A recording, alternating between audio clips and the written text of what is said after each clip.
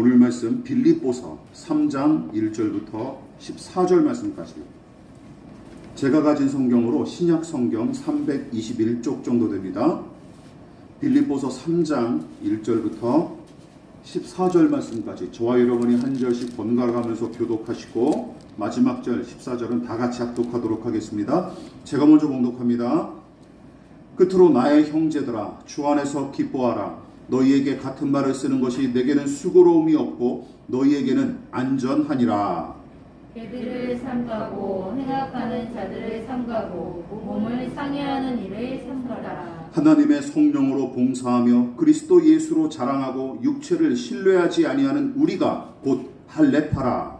그러나 나도 육체를 신뢰할만 하며 만일 누구든지 다른 이가 육체를 신뢰할 것이 있는 줄로 생각하면 나는 더욱 그러하리니. 나는 8일 만에 할례를 받고 이스라엘 족속이요 베냐민 지파요 히브리인 중에 히브리인이요 율법으로는 바리새인이요 열심으로는 교회를 박해하고 율법의 의로는 흠이 없는 자라. 그러나 무엇이든지 내게 유익하던 것을 내가 그리스도를 위하여 다 해로 여길 뿐더러 또한 모든 것을 해로 여김은 내 주 그리스도 예수를 아는 지식이 가장 고상하기 때문이라.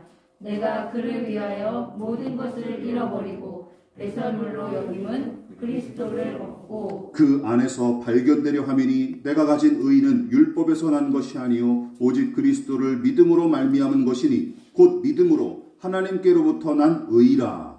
내가 그리스도와 그 부활의 권능과 그 고난의 참여함을 알고자 하여 그의 죽음을 본받아 어떻게 해서든지 죽은 자 가운데서 부활에 이르려 하노니 내가 많이 얻었다 함도 아니요 온전히 이루었다 함도 아니라 오직 내가 그리스도 예수께 잡힌 바 된 것을 잡으려고 달려가노라. 형제들아 나는 아직 내가 잡은 줄로 여기지 아니하고 오직 한 일 즉 뒤에 있는 것은 잊어버리고 앞에 있는 것을 잡으려고 다같이 표대를 향하여 그리스도 예수 안에서 하나님이 위에서 부르신 부름의 상을 위하여 달려가노라. 아멘. 자, 우리 말씀의 제목을 다 같이 한번 읽어보겠습니다. 자, 시작. 잊어버리고 달려가노라. 잊어버리고 달려가노라 라는 제목으로 하나님 말씀 오늘 함께 은혜를 나누도록 하겠습니다.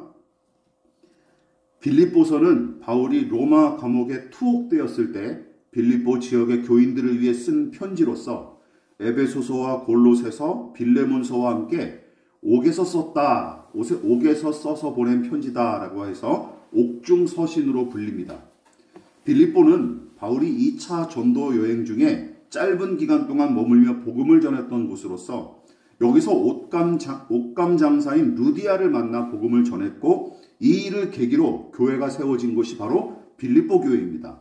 무엇보다 바울이 빌립보 지역의 교회와 거기 속한 교우들을 굉장히 아꼈고 그들도 사도 바울을 매우 극진히 여겨서 대접한 사실이 사도행전과 빌립보서에 잘 나타납니다. 그런데 이게 참 희한한 일이에요. 왜냐하면 잘 들어보십시오. 앞서 언급했다시피 바울이 이곳에 머문 기간은 불과 3개월도 채 안 됐을 뿐만 아니라 이곳에서 어떤 일이 일어났느냐, 귀신 들린 여종을 고쳐주며 선행을 베풀었는데도 도리어 무사람에게 고소를 당한 것은 물론이고 심하게 구타당한 뒤 옥에 갇히는 일까지 겪기 때문이죠. 바울과 실라가 옥에 갇혔다가 옥에 갇힌 상태에서 하나님을 찬미했는데 큰 지진이 일어나서 탈출할 기회를 얻었으나 그들이 그냥 양심에 따라서 가만히 있었죠. 그 일이 바로 사도행전에 기록되는데 그 일이 바로 빌립보에서 일어났던 일이었던 것이죠.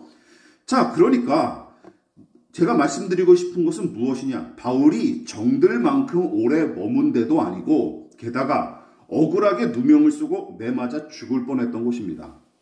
애정은커녕 그곳을 향해 오줌도 눕고 싶지 않을성 싶죠. 그런데도 빌립보의 교인들은 옥에 갇힌 바울을 염려하여 영치금까지 전달했고 바울은 그들이 전해준 영치금에 고마운 마음을 전함과 동시에 빌립보 교회가 직면한 내부의 문제를 안타깝게 여겨 동역자인 에바브로디도라는 사람을 통해 보낸 편지가 바로 이 빌립보서라는 것이죠. 자, 그렇다면 빌립보 교회는 무슨 문제로 몸살을 앓았을까요?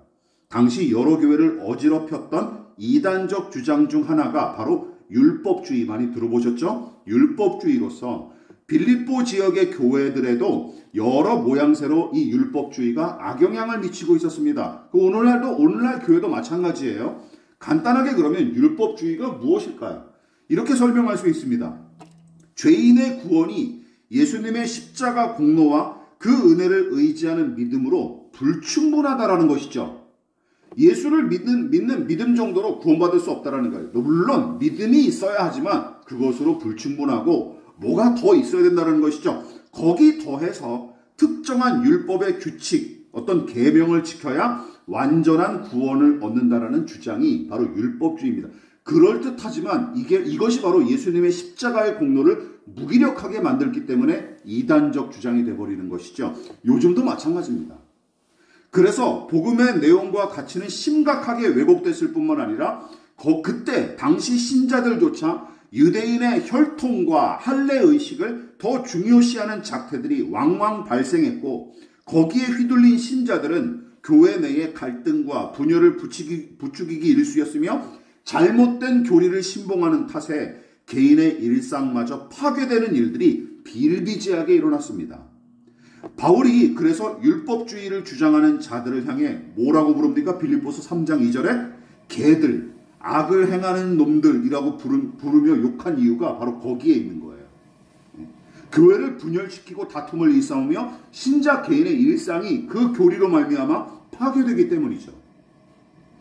그 와중에 바울이 자신의 배경과 이력에 관해 소개한 내용이 기록됐는데, 여러분 기억하십시오. 자랑하려고 쓴 게 아닙니다.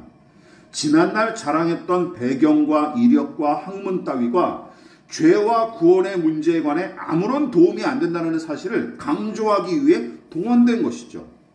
즉 하나님의 은혜만이 죄 용서와 구원의 유일한 방법이고, 거기에 인간의 공로나 이력 따위는 전혀 도움이 안 된다는 의미를 전달하기 위해서 쓴 것이에요. 그리고 인생의 표대이자 유일한 우리 인생의 목적이신 예수를 향해 전력 질주하되 뒤에 있는 것은 잊어버리는 일도 필요하다는 내용이 계속 여기 우리가 읽었던 부분에 이어지는 것입니다. 자, 그렇다면 오늘 우리가 살펴볼 것은 이거예요. 그가 잊어버리겠다 하고 고백한 말은 도대체 무슨 의미냐라는 것이죠. 무엇을 잊어버리겠냐라는 것이죠. 우리는 이 본문의 문맥을 통해 잊어버려야 할 것 두 가지를 끄집어낼 수 있습니다. 자, 첫 번째는 이것이죠. 같이 읽어볼까요? 시작. 과거의 죄악과 잘못, 이것이 바로 잊어버리고 폐기해야 될 것입니다. 바울이 잊어버리고 폐기할 것으로 여겼던 과거의 일은 무엇입니까? 그가 예수 믿기 전에 교회와 성도들을 향해 저질렀던 과거의 잘못을 가리키죠. 물론 예수를 믿은 이후에도 자신의 믿음과 인격이 부족했던 탓에 쓸데없이 다투며 실수했던 일들도 포함하는 것입니다. 그러나 오해하지 마십시오. 이 부분도, 이 말은 과거에 저지른 죄악과 잘못을 까맣게 잊어버리고 언제 그랬냐는 듯 뻔뻔하게 행하는 태도를 의미하는 것이 아닙니다. 그거는 구분해야 돼요. 마치 과거에 일으킨 침략 전쟁과 그로 말미암은 학살과 약탈 등에 대한 반성이 지금도 전혀 이루어지지 않은 일본 정부 있지 않습니까? 그놈들처럼 지난날 잘못을 자기가 편리한 대로 대충 무마하거나 손쉽게 잊어버려도 된다는 뜻이 절대로 아니에요. 바울이 예수를 만나 회심한 이후에 주와 복음을 위해 자신의 일생을 걸었던 원동력이 무엇인지 생각해 보시기 바랍니다. 저는 크게 두 가지로 정리해 볼 수 있어요. 우선 차고 넘치도록 자신에게 임한 예수 그리스도의 은혜를 향한 깊은 감사, 이것이 그의 가장 큰 원동력이었어요. 하나님의 은혜에 대한 넘치는 감사, 감격, 이것이 그가 일했던 원동력이었던 것이죠. 그러나 또 한 가지가 있어요. 그 은혜에 조금이라도 보답하고 싶은 마음이 사역의 가장 큰 원동력이었던 것처럼, 또 한 가지는 지난날 교회와 신자들을 무자비하게 핍박한 잘못에 대한 반성이 있다는 것이죠. 그 반성과 함께 그 사실을 늘 마음에 품고 사람들을 겸허히 섬기며 하나님께 힘써 충성할 수 있었던 것입니다. 하나님의 은혜에 대한 감격과 감사, 다른 것은 무엇이라고요? 지난날 잘못에 대한 철저한 반성과 회개의 마음이 그의 사역의 가장 큰 원동력이었던 게 틀림없습니다. 그래서 바울이 써보낸 편지들을 보면 지난날 그가 저지른 죄악과 잘못에 관해 언급한 부분이 종종 등장해요. 체면치레하느라 일부러 숨기거나 구차하게 가리는 짓 따위 하지 않습니다. 고린도전서 15장 9절 말씀을 볼까요? 읽어볼게요. 시작. 나는 사도 중에 가장 작은 자라. 나는 하나님의 교회를 박해하였으므로 사도라 칭함받기를 감당하지 못할 자니라. 이런 내용이 서신서에 종종 등장합니다. 여러분, 명망이 높은 교회 지도자가 자신이 저지른 지난 흉허물을 밝히는 데서 더 나아가 심지어 아들과 같은 디모데한테는 뭐라고 얘기합니까? 자신을 사악한 짓을 저지른 죄인 중에서도 가장 큰 죄인으로 고백했던 일을 떠올려 보십시오. 그 내용을 떠올려 보십시오. 디모데전서 1장 15절에 있지 않습니까? 누차 언급했다시피 과거에 저지른 죄악과 잘못을 자랑하고 전시하려는 의도가 아니에요. 자기와 같은 구제불능한테도 구원을 베푸신 하나님의 은혜를 찬송함과 동시에 끊임없이 자기를 성찰하고 반성하는 중심에서 비롯된 고백인 것입니다. 내가 누구인지 늘 염두에 두고 있었다는 것이죠. 내가 어떤 사람이었는지 과거의 나를 또 늘 염두에 두고 있었다는 것이죠.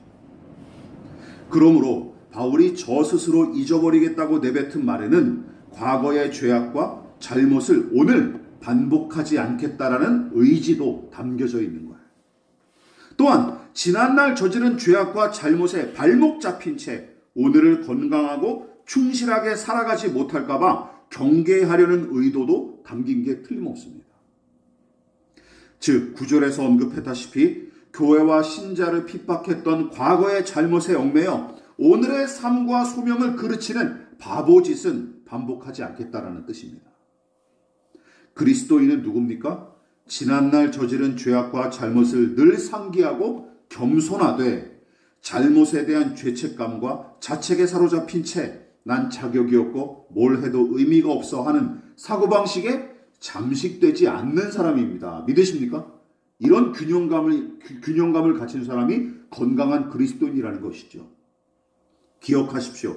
무책임하게 다 잊었다 하고 우기거나 아니면 반대로 지나친 자책감에 사로잡혀 자학하는 짓 모두 기억하십시오. 성경이 가르치는 회개의 의미와 너무나 거리가 멉니다. 회개와 상관이 없는 거예요. 값싼 회개도 정죄받을 일이지만 지나친 자책과 자학 역시 잘못입니다. 믿으십니까? 둘 다 잘못이에요. 가벼운 회개와 지나친 자책 서로 달라 보이죠. 두 가지 극단이 왜 문제가 됩니까? 여러분, 그것은 우리의 죄를 영원히 용서하신 예수 그리스도의 값진 희생과 구속의 은혜를 별거 아닌 것처럼 취급하는 그야말로 불신앙적 사고방식이 알게 모르게 바로 그 생각 밑바닥에 깔려있기 때문이에요. 예수님이 용서하셨는데 내가 나를 용서 못해? 이거는 예수님의 은혜를 뭉개는 거 아닙니까? 그렇지 않습니까? 또한 여전히 예수님은 구원받은 죄인으로서 내가 겸손히 하나님과 사람들 앞에 서기를 원하시는데 나는 다 용서받았다고 나만 자랑스러워 떳떳해. 이것도 이상한 일이죠. 여러분 기억하십시오. 지난날의 잘못을 깡그리 잊은 채 만용을 부리지 않겠다라는 뜻도 바로 이 잊어버리겠다라는 말에 포함된 거예요. 그러므로 바울이 잊어버리겠다 하고 고백한 말은 망각이 아닙니다. 망각에 사로잡히는 게 아니에요. 자신이 저지른 잘못을 까맣게 잊고 무책임하게 사는 것은 하나님께 정죄받을 짓입니다. 정죄받을 짓이에요. 오히려 용서받고 사랑받은 사람으로서 충만히 살아가고 열심히 충성하겠다라는 다짐이 어떤 말에 있는 걸? 잊어버리겠다라는 말에 들어있는 것입니다. 인간은 불완전한 존재라 누구나 잘못하고 실수합니다. 예외가 없습니다. 중요한 점은 무엇입니까? 이것이죠. 중요한 점은 어제의 실수와 잘못에 대해 하나님과 사람들 앞에 깊이 회개하고 늘 겸비하되 오늘 내게 주어진 시간을 주님의 뜻대로 살아가기 위해 분투하는 것입니다. 믿으십니까? 이것이 그리스도인다운 모습이라는 것이죠. 어제 저지른 죄악을 반복하고 있거나 아니면 지난 잘못에 얽매여 오늘을 제대로 살아나지 못하고 있습니까? 그것은 지난 허물과 잘못을 이미 용서하신 하나님의 은혜를 알게 모르게 부정하는 행위일 뿐만 아니라 부활의 능력으로 오늘을 사는 신자의 모습과도 아무런 상관이 없습니다. 그것은 예수의 부활을 힘입어 주어진 오늘을 아름답게 살아내기는커녕 자책과 자학으로 도배된 오늘을 마지못해 사는 것이 전부일 뿐이죠. 어제의 죄를 답습하거나 얽매이지 않는 것이야말로 바울이 말한 이즘입니다. 믿으십니까? 진정한 의미의 이즘이에요. 또한 어제의 죄악에 얽매이는 대신 오늘을 건강하고 충성스럽게 살아가는 것 역시 이즘의 진수입니다. 그러면 바울이 잊어버리겠다고 말한 또 다른 뜻은 무엇일까요? 두 번째로 살펴보도록 하겠습니다. 바울이 또 잊어버리겠다고 얘기한 것은 무엇입니까? 시작! 과거의 자랑과 영광입니다. 바울이 잊어버리겠다고 한 것은 과거의 죄악과 잘못만이 아닙니다. 지난날 불신앙의 상태에서 생존하고 성공하기 위해 쌓았던 것들과 자랑했던 모든 것을 가리키죠. 언급했다시피 바울의 출신과 배경과 지식과 종교적 열심 등은 예수 외에 의존했던 그 모든 것을 가리키죠. 즉 자신이 구원으로 여겼던 모든 것들을 바울이 잊어버리겠다, 놓아버리겠다라는 고백입니다. 왜냐하면 잘 들어보십시오. 재산과 명예와 그의 신분과 철학 등이 그를 하나님 앞으로 전혀 이끌지 못했을 뿐만 아니라 그런 것들이 그가 저지른 자신의 죄악과 허물을 조금도 해결해 주지 못했기 때문입니다. 믿으십니까? 그런 것들이 아무리 많이 공부를 했어도 하나님 앞에 저지른 죄악이 공부로 이게 씻겨지는 게 아니었어요. 아무리 많은 선을 쌓아도 아무리 율법의 교리에 유대교의 교리에 충성을 했어도 그것이 자기를 한 발짝도 하나님 앞에 이끌지 못했다니까요. 그거를 자기 스스로 절감했던 것입니다. 마치 말기 위암 환자 앞에 놓인 진수성찬처럼 과거에 추구했던 세상의 영광과 자랑이 허무하고 아무런 효용이 없는 것들이라는 사실을 깨닫고 난 뒤 그는 그 모든 것을 오늘 본문에 뭐라 그랬습니까? 배설물처럼 여긴다 그랬죠. 그 이유가 바로 거기서 나온 거예요. 똥과 오줌처럼 아무짝에도 쓸모없는 것들처럼 그에게 와닿았던 것이죠. 예수 그리스도 앞에. 여러분, 바울은 전도 여행을 다니면서 몇 명에게 복음을 전했고 교회를 몇 개 세웠다며 떠벌린 적이 없습니다. 그렇지 않습니까? 사도행전과 바울서신의 그런 내용들을 찾아보십시오. 어디 그런 내용이 있습니까? 내가 몇 명을 모아서 교인을 세웠다느니, 내가 몇 명 목회자를 키웠다느니, 내가 몇 개의 교회를 세웠다느니, 그런 기록을 신학자들이 그냥 그의 기록을 통해서 유추해 볼 뿐이지 그가 남긴 기록은 없습니다. 그렇지 않습니까? 왜요? 그게 중요하지 않다는 사실을 그가 알았기 때문이죠. 내가 왕년에 복음 전도를 위한 고생과 수고를 들먹이며 유세를 떨지도 않았습니다. 여러분, 제가 방금 말했듯이 내가 왕년에 어쩌고 저쩌고 하며 자주 거들먹거리는 사람들 치고 제가 보기에는 오늘은 제대로 사는 사람을 본 적이 없습니다. 그렇지 않습니까? 여러분 주변에서도 한번 보십시오. 내가 과거에 어떠했는데 내가 이렇게 한 자리 하고 한몫했던 사람인데 이런 사람들 치고 제대로 된 사람을 저는 본 적이 없어요. 제 주변에서는.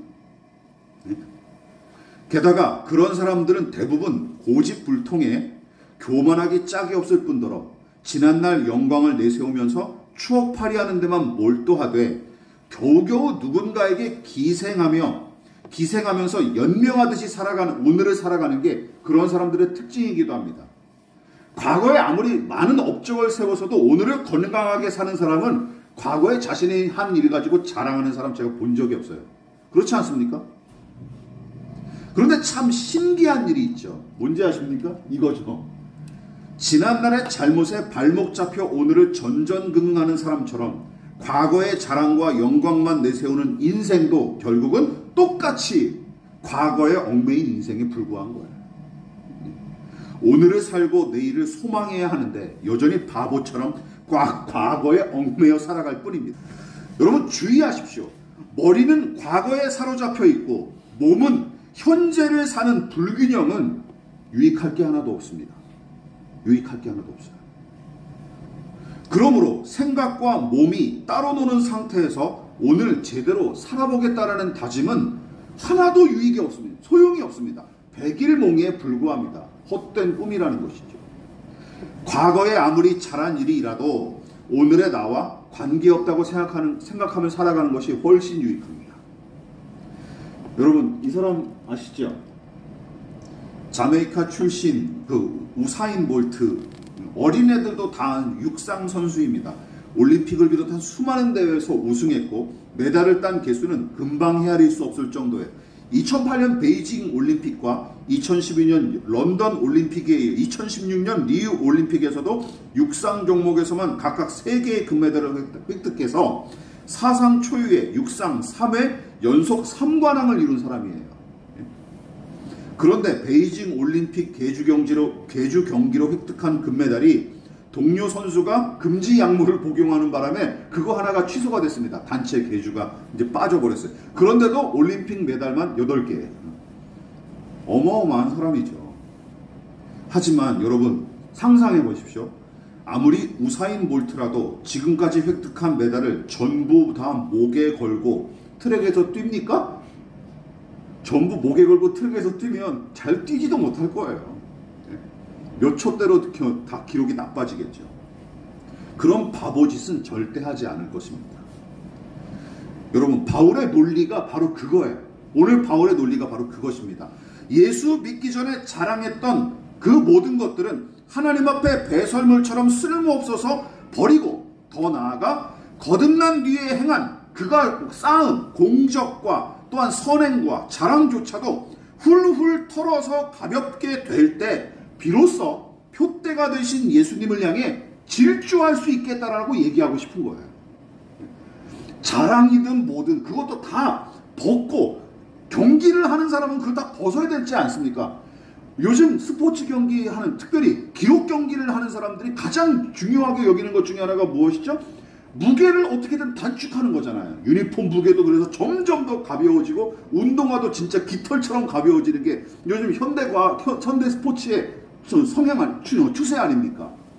어쨌든 가볍게 해야 잘 달릴 수 있기 때문에 마찬가지예요. 바울이 그래서 그것을 버리자고 한 거예요. 과거의 자랑과 영광, 그를 더 버리면 버릴수록 예수님을 향해 잘 달릴 수 있기 때문이죠. 자랑거리를 잔뜩 쌓아두고 의스될 것만 모아두면 여러분, 오늘이라는 운동장에서 제대로 달릴 수 없습니다. 그리고 내일의 목표는 아예 기대하기가 어려워지는 것이죠. 그래서 어제의 은혜에 만족하지 않고 오늘의 은혜를 사모하여 기도하는 사람, 오늘의 연약함과 부족함을 알고 배우기를 그치지 않는 사람이 그야말로 진짜 무섭고 강한 사람입니다. 진짜 무섭고 강한 사람은 오늘도 끊임없이 배우는 사람이라는 것이죠. 여러분, 바로 그것이 사도 바울이 복음 안에서 터득한 강점이자 영적인 원리입니다. 12절에 나타난 사도 바울의 고백을 다시 한번 살펴보십시다. 시작! 내가 이미 얻었다함도 아니요 온전히 이루었다함도 아니라 오직 내가 그리스도 예수께 잡힌 바 된 그것을 잡으려고 달려가노라. 사도 바울이 왜 영적인 거인으로 성장할 수 있었습니까? 이런 마인드가 있기 때문이죠. 아무리 위대한 사도일지라도, 아무리 복음의 정신, 복음의 원리를 관통하는 그런 영적인 지식으로 충만했을지라도 늘 어떻게 생각했던 거예요? 여기가 끝이 아니다. 더 나아가야 될 지경이 있다. 더 높은 수준으로 나아가야 된다라는 마음이 꼭 있었던 것이죠.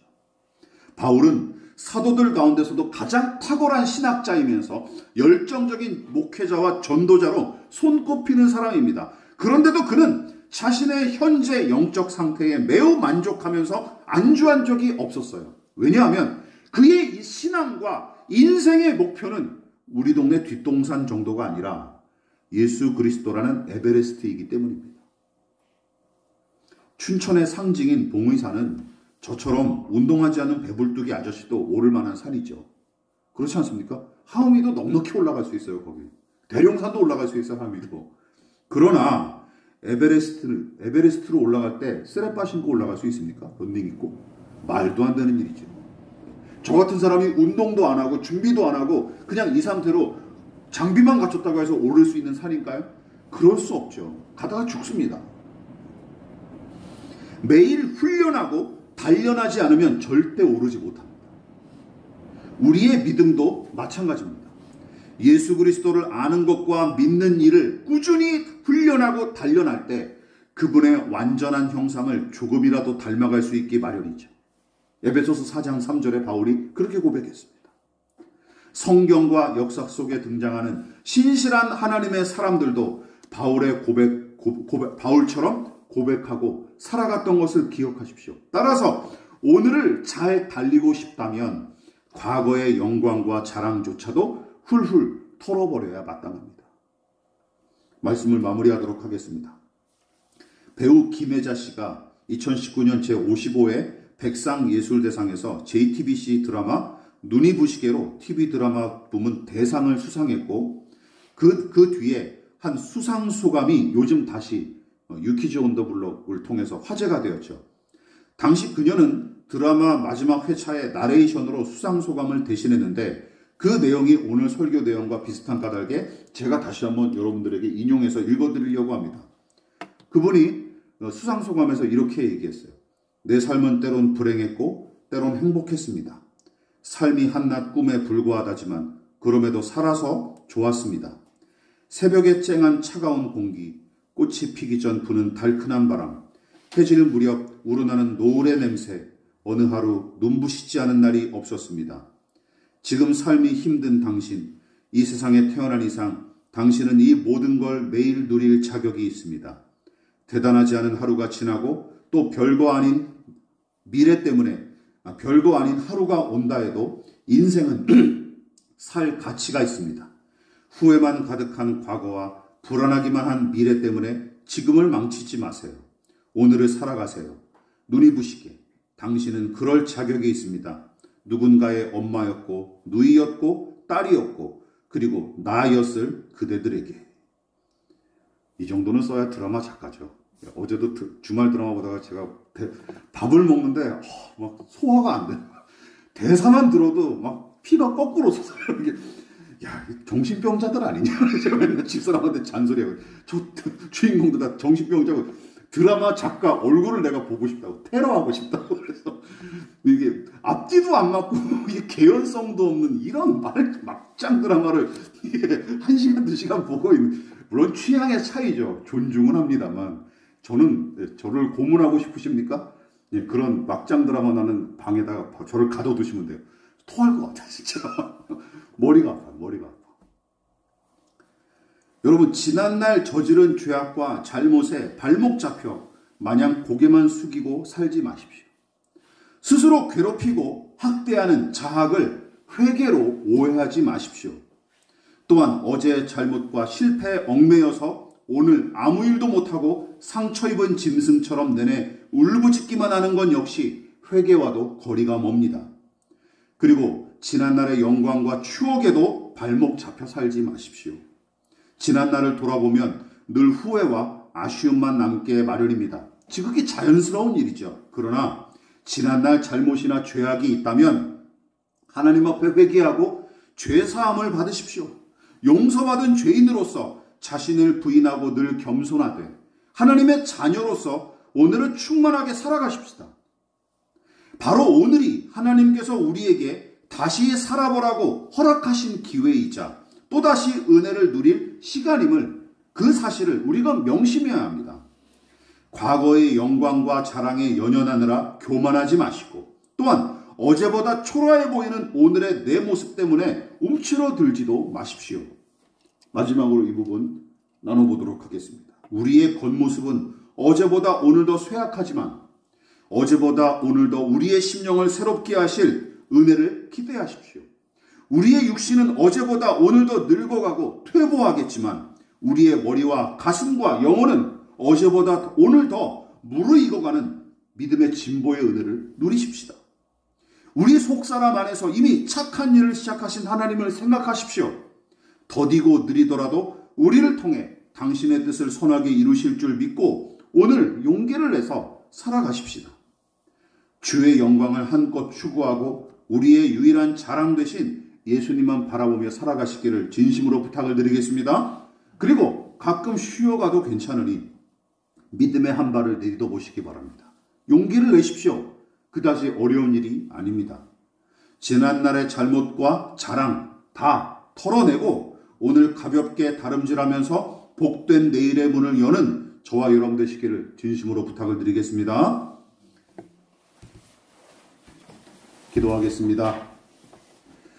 지금은 우리를 위하여 십자가에 몸부려 피 흘려 돌아가신 예수 그리스도의 한량없으신 은혜와 하나님 아버지의 극진하신 사랑하심과 성령 하나님의 영원한 사귐이 오늘 이 시간 과거의 죄악과 허물을 주 예수 그리스도의 보혈 안에서 잊어버리고 또한 내가 자랑했던 모든 것들을 그리스도 예수의 십자가 아래 내려놓기를 원하여 겸손히 머리 숙인 사랑하는 성도들의 머리 위에 저들의 가정과 직장과 사업장과 학업과 장래 가운데 이 나라의 민족과 한국교회와 저 북녘의 동포들과 세계와 열방 가운데 지금부터 영원히 함께 하시기를 간절히 축원하옵나이다. 아멘.